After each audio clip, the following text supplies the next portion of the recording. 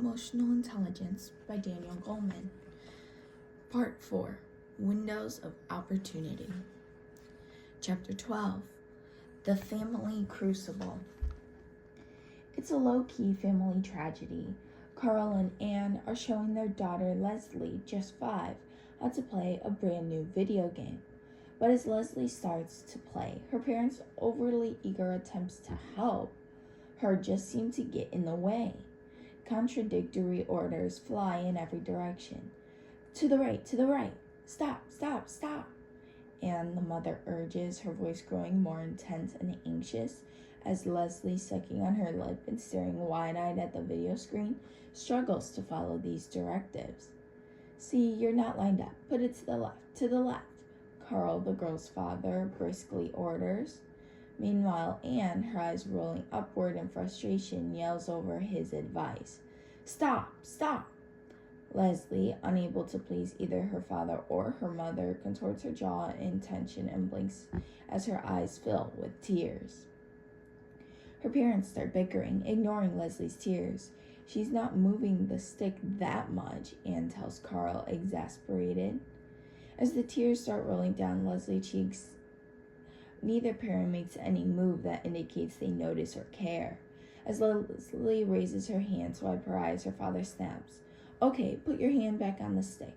You want to get ready to shoot. Okay, put it over. And her mother barks, okay, move it just a teeny bit.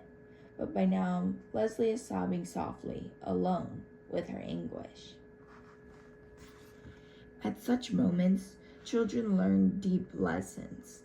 For Leslie, one conclusion from this painful exchange might well be that neither her parents nor anyone else for that matter cares about her feelings. When similar moments are repeated countless times over the course of childhood, they impact some of the most fundamental emotional messages of a lifetime. Lessons that can determine a life course. Family life is our first school for emotional learning. In this intimate cauldron, we learn how to feel about ourselves and how others will react to our feelings, how to think about these feelings and what choices we have in reacting, how to read and express hopes and fears.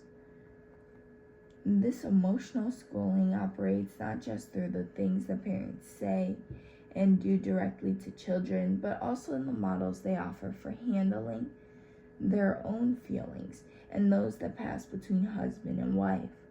Some parents are gifted emotional teachers, others atrocious.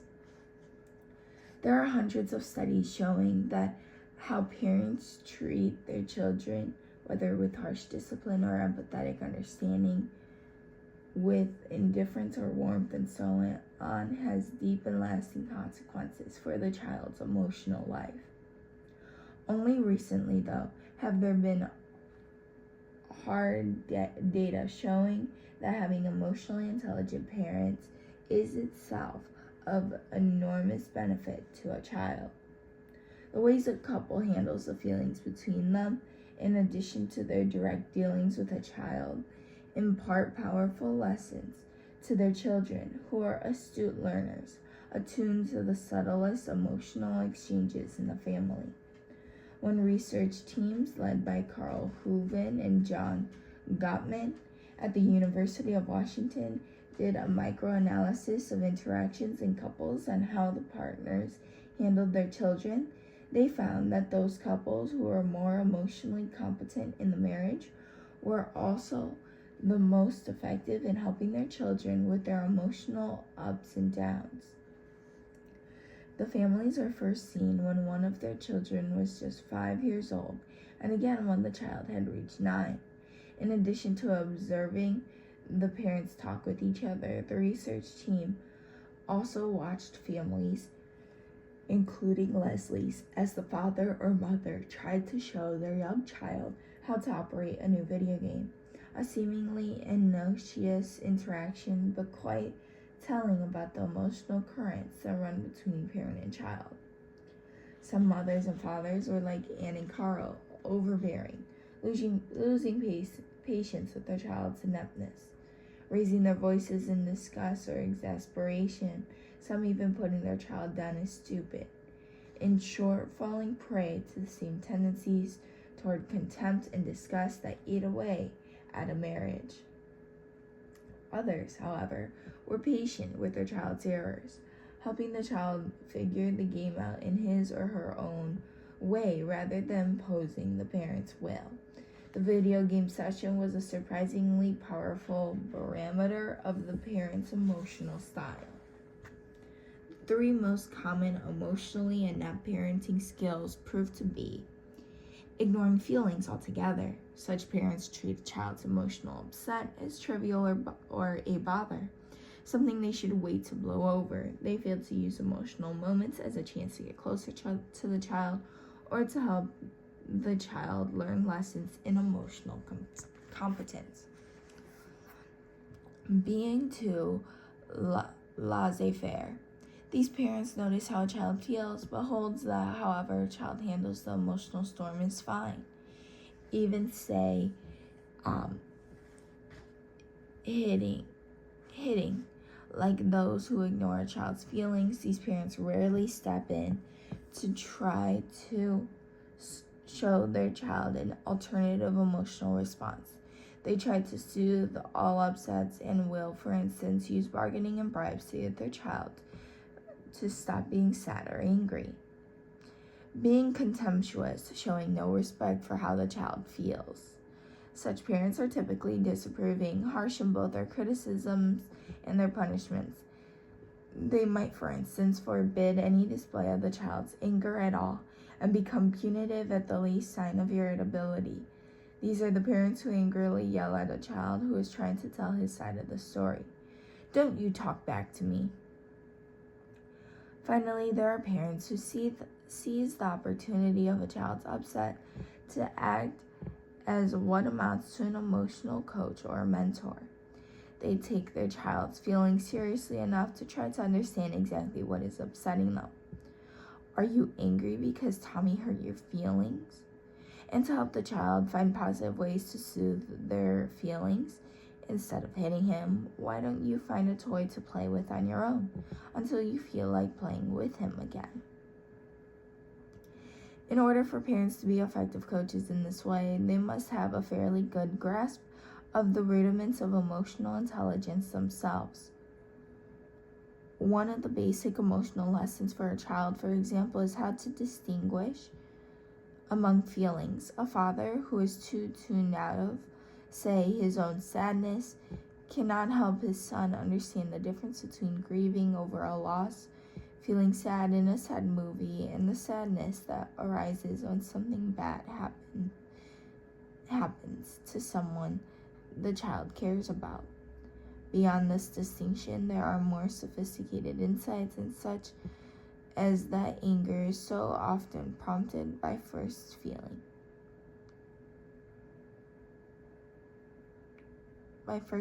hurt. As children grow, the specific emotional lessons they are ready for and in need of shift. As we saw in Chapter 7, the lessons in empathy begin in infancy, with parents who attune to their baby's feelings, though some emotional skills are honed with friends through the years. Emotionally adept parents can do much to help their children with each of the basics of emotional intelligence, learning how to recognize, manage, and harness their feelings, empathizing, and handling the feelings that arise in their relationships. The impact on children of such parenting is extraordinarily sweeping.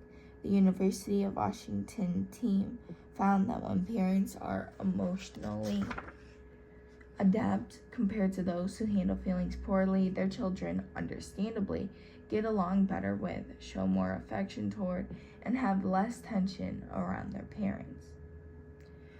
But beyond that, these children also are better at handling their own emotions, are more effective at soothing themselves when upset, and get upset less often. The children are also more relaxed biologically, with lower levels of stress hormones and other psychological indicators of emotional arousal. A pattern that, if sustained through life, might well augur better physical health, as we saw in chapter 11.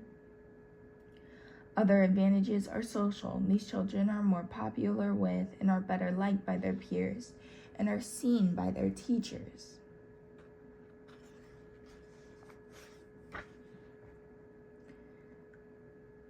As more socially skilled, their parents and teachers alike rate these children as having fewer behavioral problems such as rudeness or aggressiveness. Finally, the benefits are cognitive.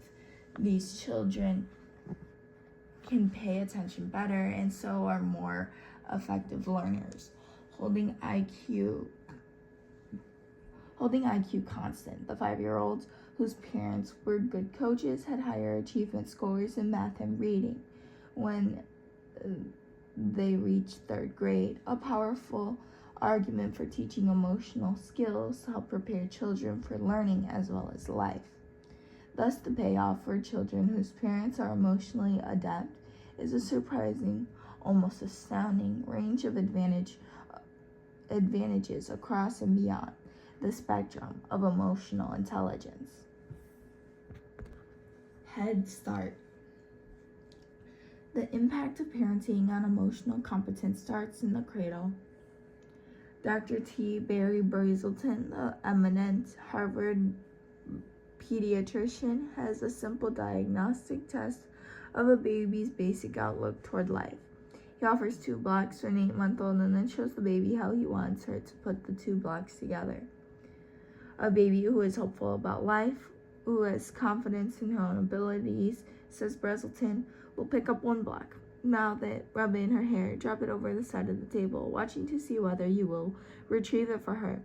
When you do, she finally completes the requested task, places the 2 blocks together. Then she looks up at you with a bright-eyed look of expectancy that says, "Tell me how great I am." Babies like these have gotten a good dose of approval and encouragement from the adults in their lives. They expect to succeed in life's little challenges. By contrast, babies who come from homes too bleak, chaotic, or neglectful go about the same small task in a way that signals they already expect to fail. It is not that these babies fail to bring the blocks together. They understand the instruction and have the coordination to comply. But even when they do, reports Brazelton, their demeanor is hangdog, a look that says, "I'm no good. See, I failed."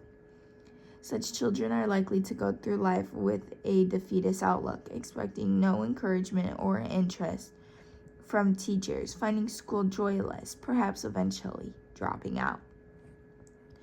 The difference between the 2 outlooks, children who are confident and optimistic versus those who expect to fail, starts to take shape in the first few years of life.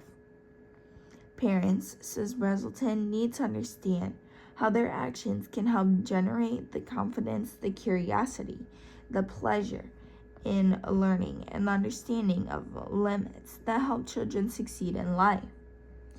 His advice is informed by a growing body of evidence showing that success in school depends to a surprising extent on emotional characteristics formed in the years before a child enters school. As we saw in chapter 6, for example, the ability of 4-year-olds to control the impulse to grab for a marshmallow predicted a 210-point advantage in their SAT scores 14 years later. The first opportunity for shaping the ingredients of emotional intelligence is in the earliest years, though these capacities continue to form throughout the school years. The emotional abilities children acquire in later life build on those of the earliest years, and these abilities, as we saw in chapter 6, are the essential foundation for all learning. A report from the National Center for Clinical Infant Programs makes the point that school success is not predicted by a child's fund of facts or a precious ability to read so much as by emotional and social measures. being self-assured and interested, knowing what kind of behavior is expected, and how to rein in the impulse to misbehave. Being able to wait, to follow directions, and to turn to teachers for help, and expressing needs while getting along with other children.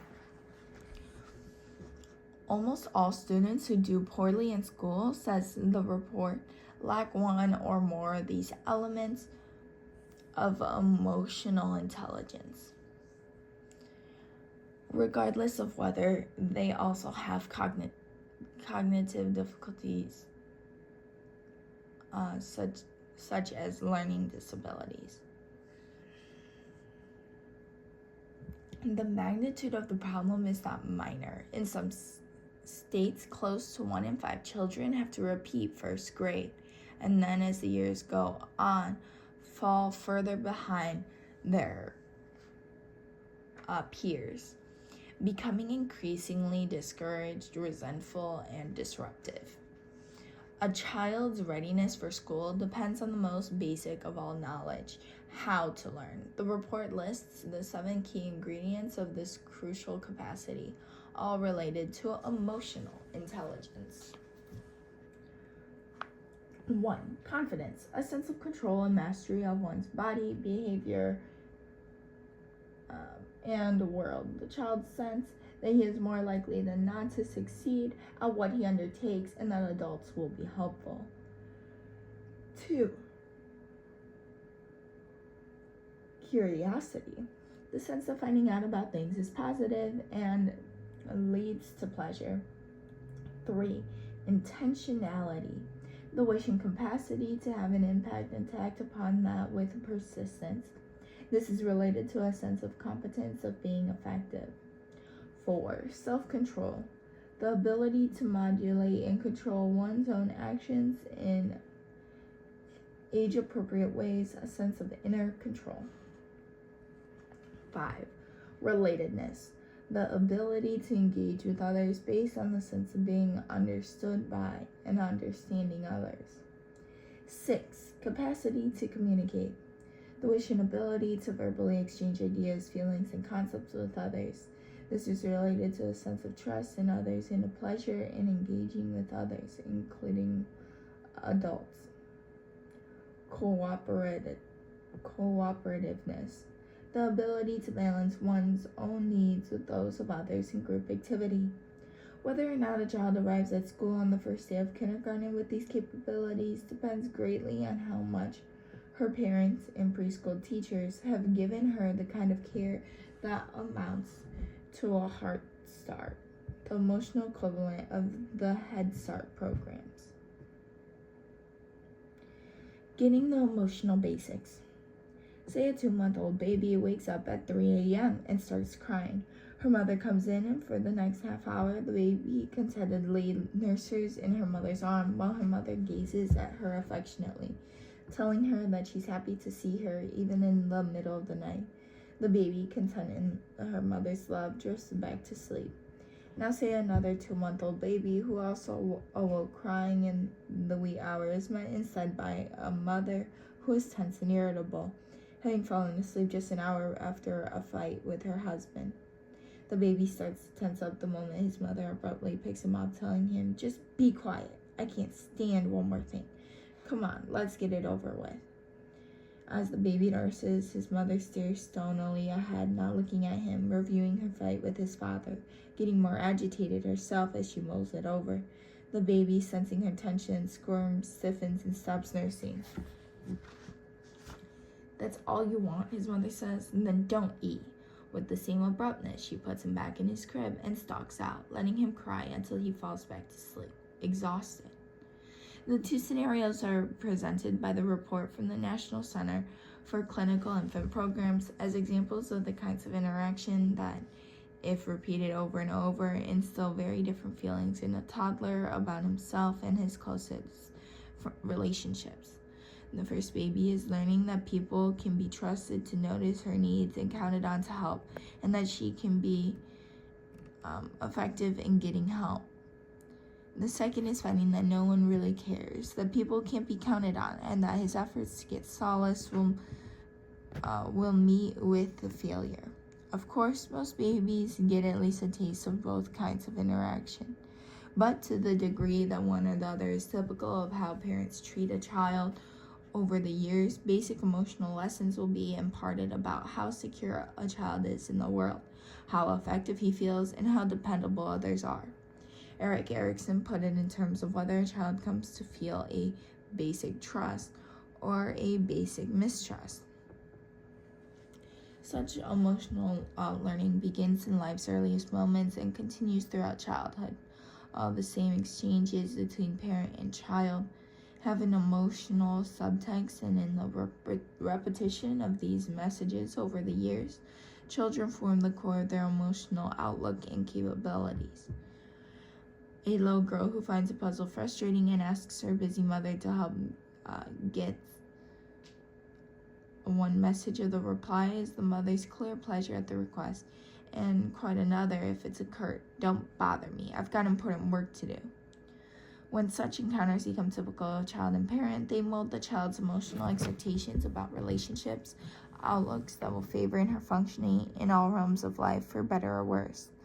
The risks are greatest for these children whose parents are grossly inept, immature, abusing drugs, depressed, or chronically angry. All simply aimless and living chaotic lives, depressed or chronically angry, or simply aimless and living another chaotic life. Such parents are far less likely to give adequate care, let alone attune to their toddler's emotional needs. Simple neglect, studies find, can be more damaging than outside abuse.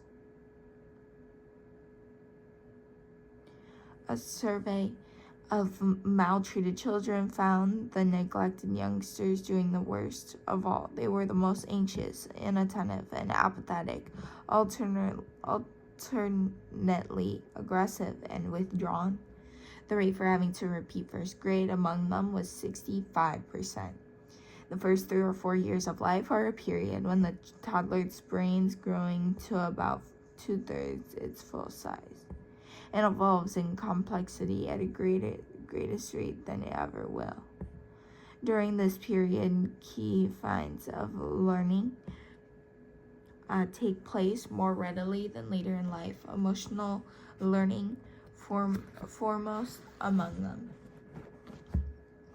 During this time, severe stress can impair the brain's learning centers and be damaging to the intellect.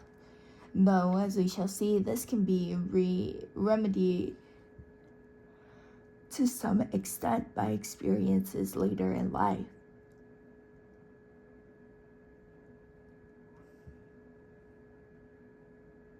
The impact of this early learning is profound, as one response sums up the key emotional lesson of life's first 4 years. The lasting consequences are great. A child who cannot focus his attention is suspicious rather than trusting, sad or angry rather than optimistic, distracted rather than respectful, and one who is overcome with anxiety, preoccupied with frightening fantasy, and feels generally unhappy about himself.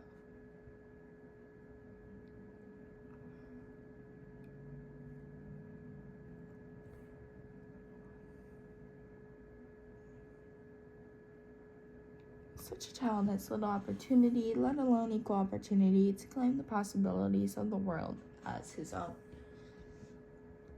How to raise a bully.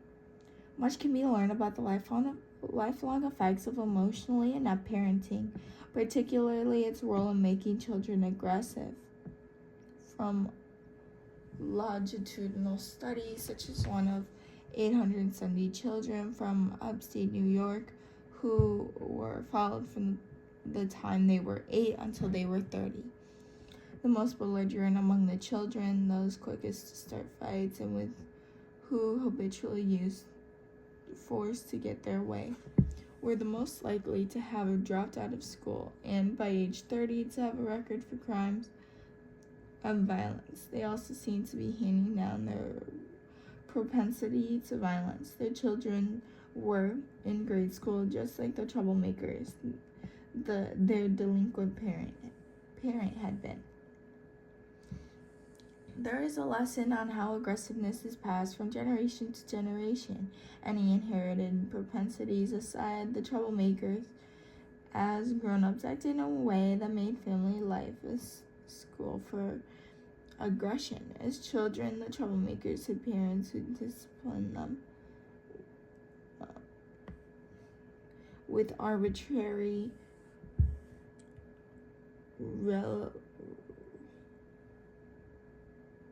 relentless severity. As parents, they repeated the pattern. This was true whether they had been the father or the mother who had been identified in childhood as highly aggressive. Aggressive little girls grow up to be just as arbitrary and harshly punitive when they become mothers as the aggressive boys were as fathers. And while they punished their children with special severity, they otherwise took little interest in their children's lives, in effect ignoring them much of the time. At the same time,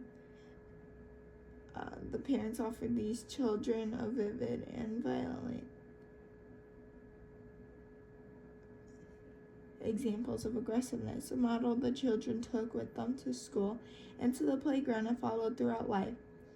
The parents were not necessarily mean-spirited, nor did they fail to wish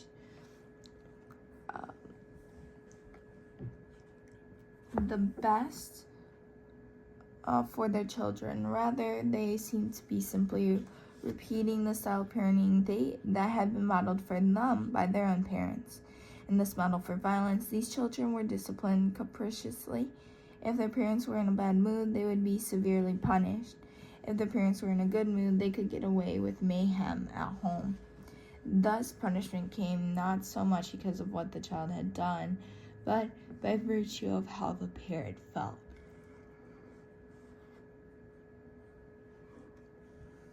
This is a recipe for feelings of worthlessness and helplessness, and for the sense that threats are everywhere and may strike at any time. Seen in light of the home life that spawns it, such children's combative and defiant posture toward the world at large makes a certain sense unfortunate, though it remains. What is disheartening is how early these dispiriting lessons can be learned and how grim the costs for a child's emotional life can be. Abuse, the extinction of empathy. In the rough and tumble play of the daycare center, Martin, just 2.5, brushed up against a little girl who inexplicably broke out crying. Martin reached for her hand, but as the sobbing girl moved away, Martin slapped her on the arm. As her tears continued, Martin looked away and yelled, "Cut it out! Cut it out!" over and over, each time faster and louder. When Martin then made another attempt to pat her again, she resisted. This time, Martin bared his teeth like a snarling dog, hissing at the sobbing girl. Once more, Martin started patting the crying girl, but the pats on the back quickly turned into pouting, and Martin went on hitting the poor little girl despite her screams. That disturbing encounter testifies to how abuse, being beaten repeatedly at the whim of a parent's moods, warps a child's natural bent toward empathy.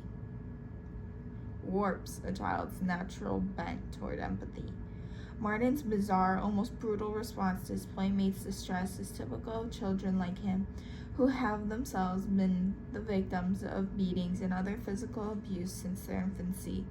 The response stands in stark contrast to toddlers' usual sympathetic entreaties and attempts to counsel a crying playmate, reviewed in Chapter 7. Martin's violent response to distress at the daycare center may well mirror the lesson he learned at home about tears and anguish. Crying is not at first with a peremptory, counseling gesture, but if it continues, the progression is from nasty looks and shouts to hitting to outright beating. Perhaps most troubling, Martin already seems to lack the most primitive sort of empathy, the instinct to stop aggression against someone who is hurt. At 2.5, he displays the budding moral impulses of a cruel and sadistic brute. Martin's meanness in place of empathy is typical of other children like him who are already at their tender age, scarred by severe physical and emotional abuse at home. Martin was part of a group of 9 such toddlers, ages 1 to 3, witnessed in a 2-hour observation of his daycare center. The abused toddlers were compared with 9 others at the daycare center from equally impoverished high-stress homes, but who were not physically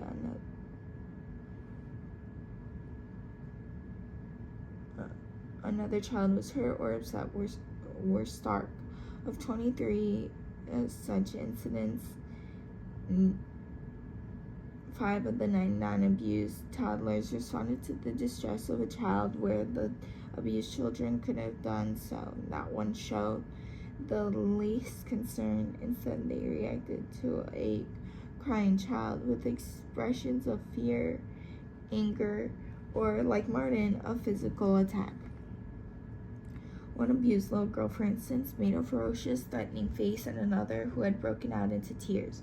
1-year-old Thomas, another of the abused children, froze in terror when he heard a child crying across the room. He sat completely still, his face full of fear.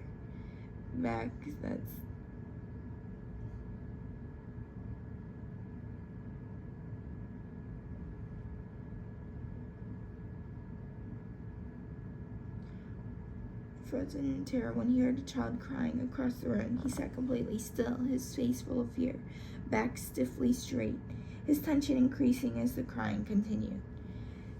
As though bracing for an attack himself, and 28-month-old Kate, also abused, was almost sadistic, picking on Joey, a smaller infant. She knocked him to the ground with her feet, and as he lay there, looked tenderly at him and began patting him gently on the back, only to intensify the pats into hitting him harder and harder, ignoring his misery. She kept swinging away at him, leaning in to slug him 6 or 7 times more until he crawled away. These children, of course, treat others as they themselves have been treated, and the callousness of these abused children is simply a more extreme version of that seen in children whose parents are critical, threatening, and harsh in their punishments.